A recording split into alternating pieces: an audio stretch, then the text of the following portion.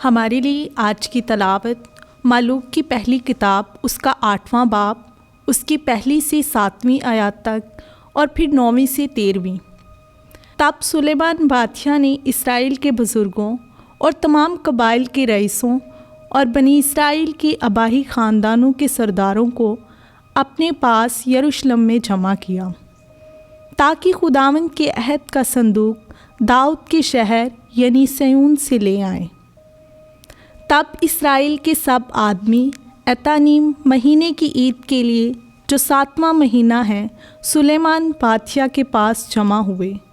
और इसराइल के सब बुज़ुर्ग आए और काहिनों ने संदूक को उठाया और वो खुदावंद के संदूक को ले आए और हजूरी की खैमा और सब पाक बर्तनों को जो खैमा में थे काहिन और लावी के पास लाए थे। और सुलेमान बादशाह और इसराइल की तमाम जमात ने, जो उसके पास संदूक के सामने जमा हुई थी, बेशुमार और कसरत के बाइस लातदाद भेड़ बकरी और गायें बैल ज़िबा किए।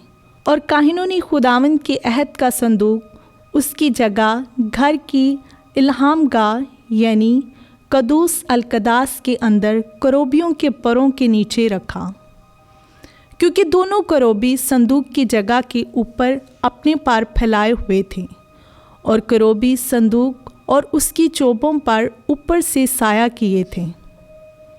और संदूक में से कुछ ना था सवाए पत्थर की 2 तख्तियों के, जिन्हें मूसा ने हरेब में उसके अंदर रखा, जबकि खुदावंद ने बनी इसराइल के साथ अहद किया कि जिस वक्त कि वो मुल्क मिस्र से निकले।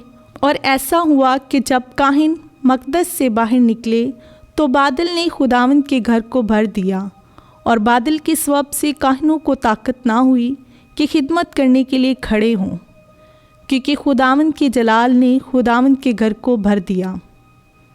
तब सुलेमान ने कहा, खुदावंद ने आफताब को फ़ज़ा में रखा, पर खुद अब्र स्याह में रहना चाहा।